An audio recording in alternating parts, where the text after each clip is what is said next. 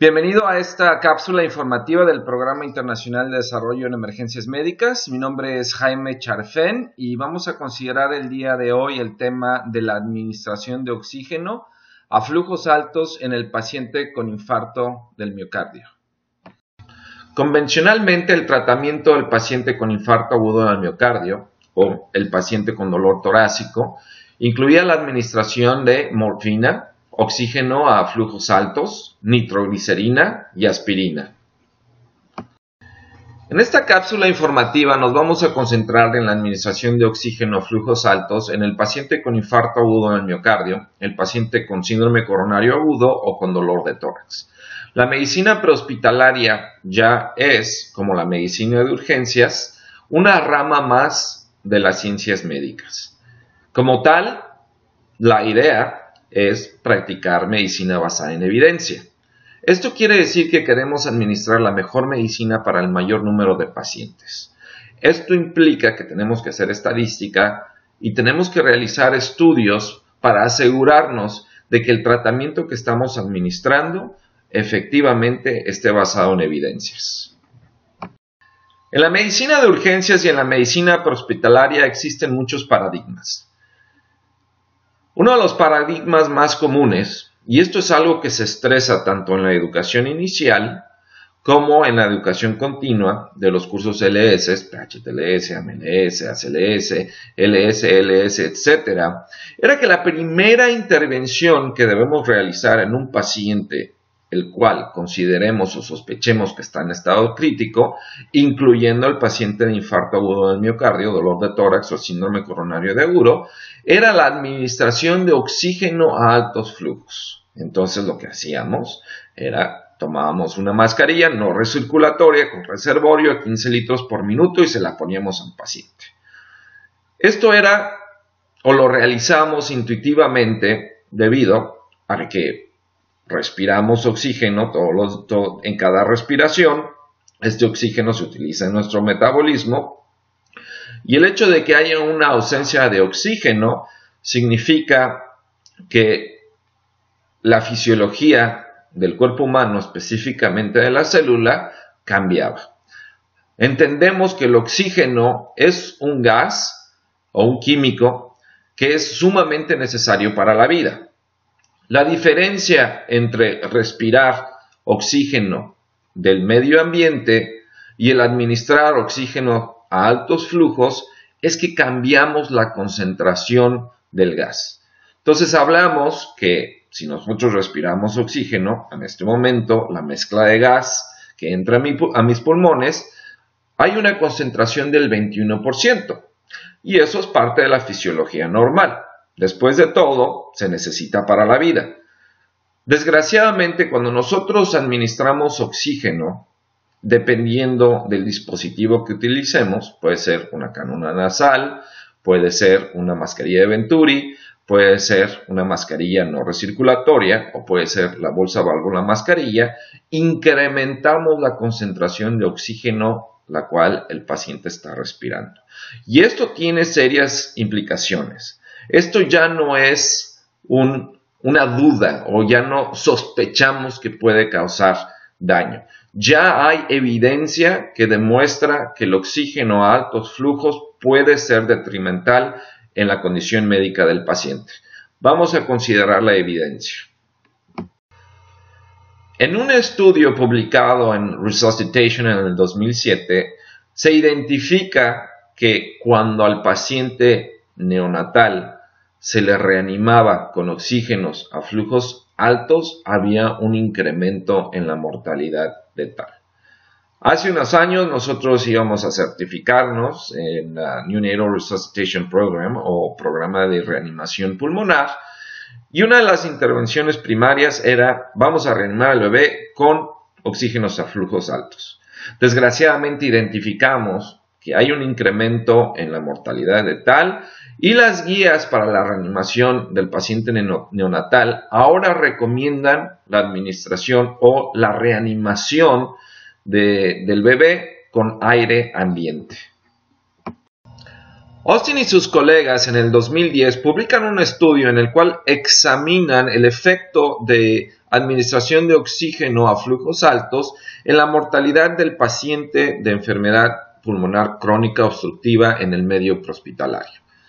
En el estudio, los autores concluyen que los pacientes con EPOC, a los cuales se les titula el oxígeno para administrar en menores concentraciones, tuvieron una reducción en la mortalidad cuando se comparaba a aquellos pacientes a los cuales efectivamente se les administra oxígeno a flujos altos. Entonces ya empezamos a notar que la evidencia nos está diciendo que la administración de oxígeno a altos flujos no es tan benigno como lo pensábamos, que tiene serias implicaciones en los pacientes en estado crítico. Stockinger y McSwain examinan la eficacia y las implicaciones de la administración de oxígeno suplementario a pacientes de trauma en el medio prehospitalario. Los resultados que arrojan este estudio es que a los pacientes del grupo al cual se les administra oxígeno suplementario tienen una mayor mortalidad del 2.3% cuando se compara a los pacientes del grupo en el cual no se administra oxígeno, en la cual la tasa de mortalidad es del 1.1. Los autores de este estudio concluyen que no hay beneficio a la administración de oxígeno en este grupo de pacientes, a menos que el paciente esté en estado de shock o tenga hipoxia. En el estudio AVOID se comparan a pacientes con infarto agudo del miocardio con elevación del segmento ST. A uno de los grupos se le administra oxígeno suplementario, mientras que al otro grupo se le permite respirar aire ambiente, con la excepción de aquellos pacientes que tenían una saturación de oxígeno por debajo del 94%. Los autores de este estudio concluyen que la administración de oxígeno puede incrementar la lesión miocárdica, puede incrementar la recurrencia de infarto, puede incrementar el riesgo de arritmias y puede incrementar el riesgo y el tamaño del infarto a los 6 meses. Entonces, como estamos viendo ahorita, ya la evidencia existe, ya es algo que existe, ya no es algo en teoría, ¿no? Ya nos estamos dando cuenta que la administración de oxígeno a altos flujos no es benéfica, que de hecho puede causar daño. Ya hablamos de estadística, ya hablamos de evidencia, ahora vamos a tratar de explicar científicamente el por qué pensamos que la administración de oxígeno a flujos altos tiene efectos adversos en el humano. Atelectasia significa colapso alveolar. Sabemos que los alveolos, deben estar abiertitos, deben estar llenos de aire para permitir intercambio gaseoso. El momento en que yo tomo una respiración, en este momento introduzco en mis pulmones una mezcla de gas que contiene 21% oxígeno y 78% nitrógeno. Al aplicar las leyes de los gases, las leyes físicas de los gases, sabemos que en una mezcla gaseosa, si nosotros incrementamos la concentración de uno de los gases presentes en tal, vamos a desplazar o vamos a barrer la concentración de los otros gases presentes. Hablando del nitrógeno específicamente, esto tiene implicaciones serias, porque el nitrógeno es el gas responsable para la secreción de surfactante. Surfactante es una sustancia que baña, por así decirlo, a los alvéolos y impide que estos se colapsen durante la exhalación. Si nosotros aumentamos la concentración de oxígeno en la mezcla que respiramos, vamos a barrer nitrógeno. Esto afecta grandemente al intercambio gaseoso. Si utilizamos el principio de Fick es como explicamos la difusión de oxígeno en los pulmones, son 3 factores importantes. El primero, debe de existir una presión barométrica que cause o provoque una presión parcial de oxígeno efectiva para que el oxígeno se difunda entre los pulmones y la sangre. La segunda, y esta es la importante en este sentido, es que el área superficie de la membrana en donde se va a realizar ese intercambio gaseoso debe de ser de cierto tamaño adecuado. Si nosotros colapsamos o si el que nosotros administremos oxígeno provocamos que se colapsen los alvéolos, estamos reduciendo esa área de superficie necesaria para que haya un intercambio gaseoso adecuado.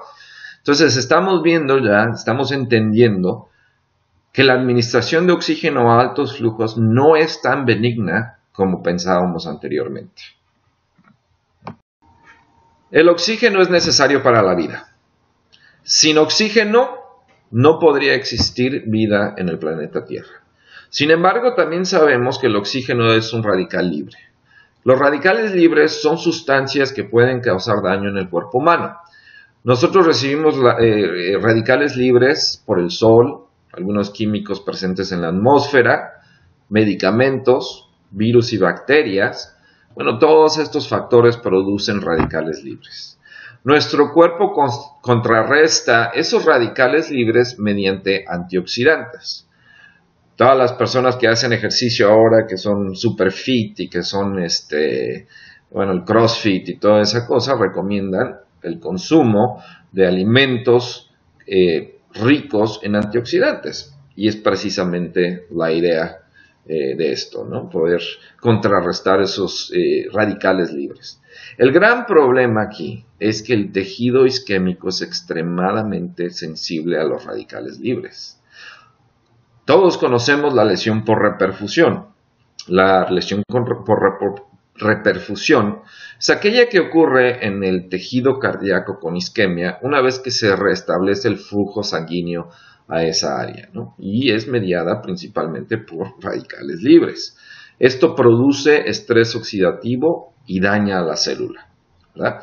Entonces ya estamos entendiendo, ya estamos explicando mediante ciencia, por evidencia, que la administración de oxígeno a altos flujos en el tratamiento inicial del paciente puede causar daño, ¿no? Ya no es, bueno, quizás pueda causar daño. Ya estamos entendiendo científicamente que desgraciadamente la administración del oxígeno no es tan benigna como pensábamos.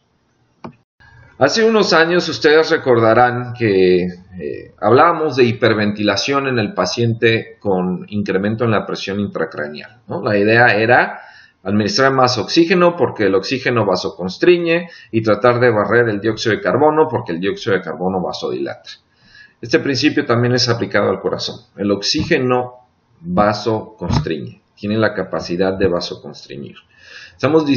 Con esta administración de altos flujos estamos disminuyendo el flujo de sangre al miocardio, ¿no? Estamos incrementando la resistencia coronaria. ¿Cómo? Al vasoconstriñir las arterias coronarias o constriñir con la constricción de las arterias coronarias.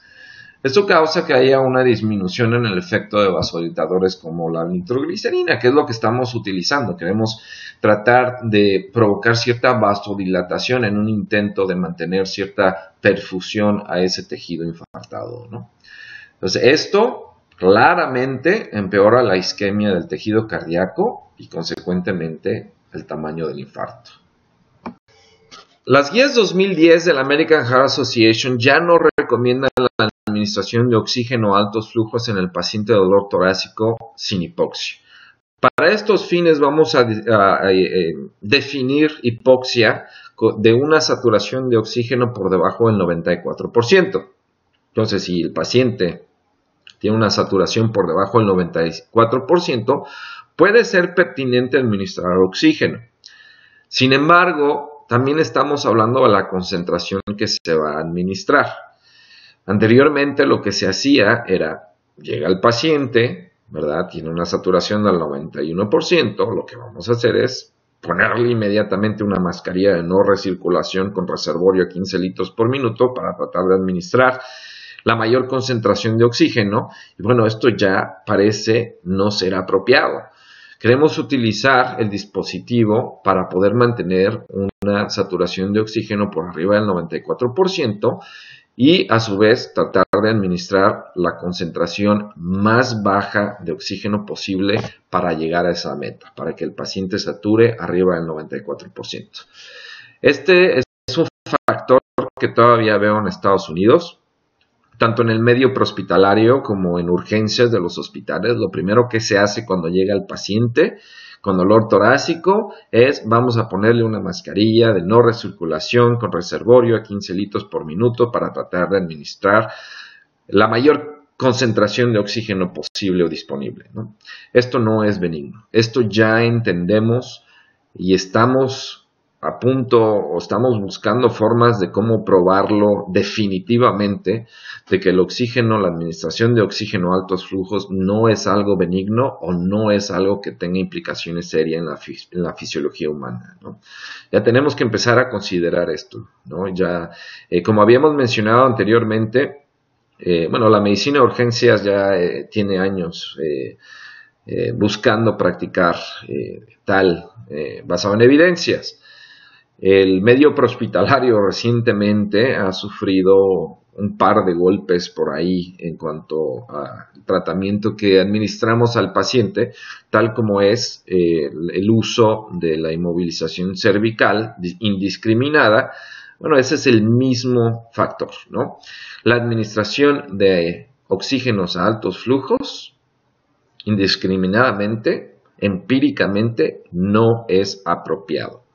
Queremos mantener una saturación de oxígeno por arriba del 94%. Esa es nuestra meta. A eso queremos llegar. El oxígeno es un medicamento y como todo medicamento tiene la facultad de causar daño o producir efectos adversos en el cuerpo humano.